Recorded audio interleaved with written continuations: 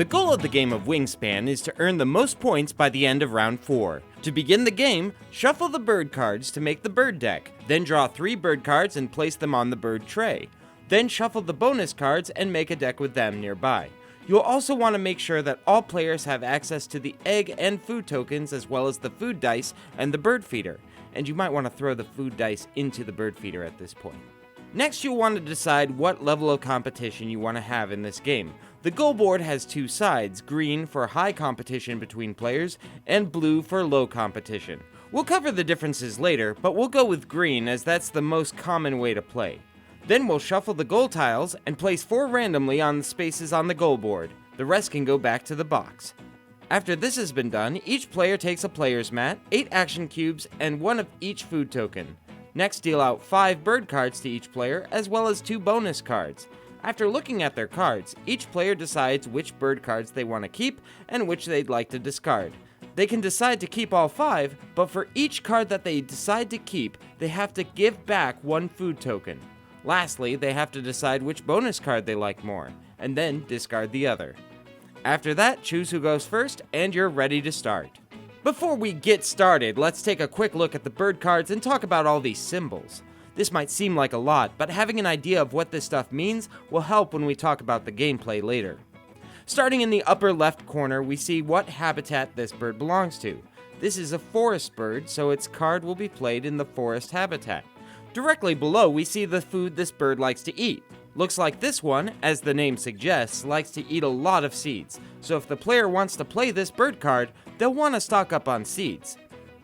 The number next to the feather indicates the number of points you get at the end of the game if this bird card is face up on your mat.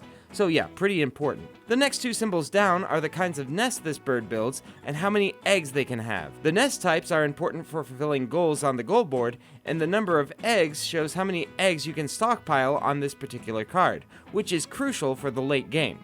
The text below the portrait of the bird is the card's bird power. We'll talk a little bit about these later, but there's a lot of cool stuff you can do with these, so read them carefully. Lastly, I'll just mention the cards also have the wingspan of the bird and where it lives in the world. Alright, that's enough talk about the cards. Let's get on to the game. On a player's turn, they choose between playing a bird card or activating a habitat. To play a bird card, a player places one of their action cubes on the top of the column where they wish to play their bird. Seeing as this is the first bird on this player mat, it will go in this first column. And since this is a water bird, it will be played on the wetland habitat. But not so fast. Before you can play a bird card, you have to pay the cost in food and in eggs. Like we said, we find the food cost here, 1 fish and 1 of any other kind of food.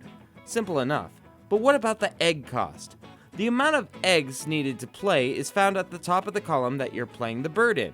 The first bird you play in a habitat doesn't cost any eggs, but as you put more into the habitat, the more eggs you'll have to spend. Once you've paid for your bird, place it in the habitat in the first free space on the left side of the board. Some birds have bird powers that activate when you play them too, so be sure to watch for that. And lastly, the player will want to move their action cube to the Play a Bird section to signal they have ended their turn. When a player activates a habitat, they place an action cube in the first open slot for that habitat. Follow the symbols on that slot, then you may choose to activate any brown bird powers going from right to left. These actions do all sorts of things, but one thing to know is some of the powers allow you to cache food on top of the bird cards, or tuck another bird card underneath that one.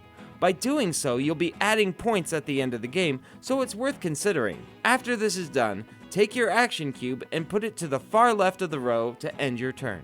Now, as you can see, each habitat has a specific focus for when you activate them. Forests give players food, grasslands give you eggs, and wetlands give you more cards. When you activate a forest to get food, the number of dice on your current slot tells you how many foods you can choose from the feeder. If your slot has this symbol, it's saying that you can discard one of the bird cards in your hand to take an additional food. When you're choosing food, take that die out of the feeder and gain a food token to keep in your reserves. If all the dice in the feeder are gone or have the same food type, you may refill the feeder before you make your selection. A quick note before we move on, if you're trying to play a bird card but the food you need isn't coming up, you can take 2 random food tokens and they will count as 1 token of your choice.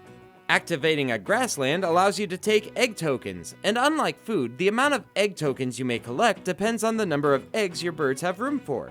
This bird has room for 4 eggs, so you can store up to 4 eggs on it.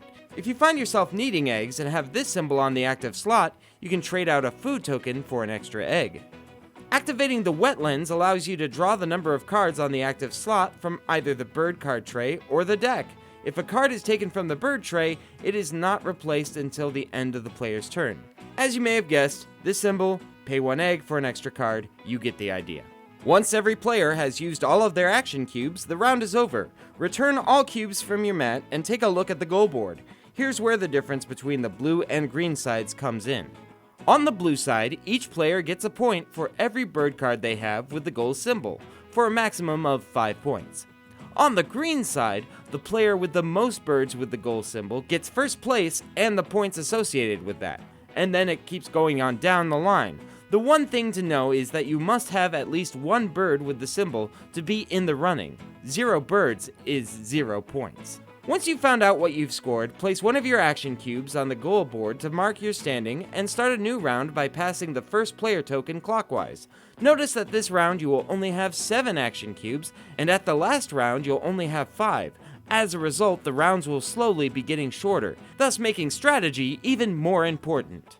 After the 4th round, it's time to add up the scores. First, add up all the points on your face-up bird cards. Then add the points you won on the goal board.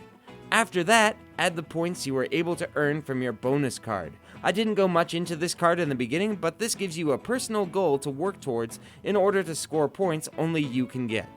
Lastly, add 1 point for every egg that you have on your bird cards, every food token that has been cashed on a bird card, and every card tucked underneath a bird card. The player with the most points obviously wins the game. So that's the game Wingspan. It's a really fun game, especially if you play with an avid bird watcher. Trust me, it's great. And until next time, this is Hogwash, over and out. Catch you later.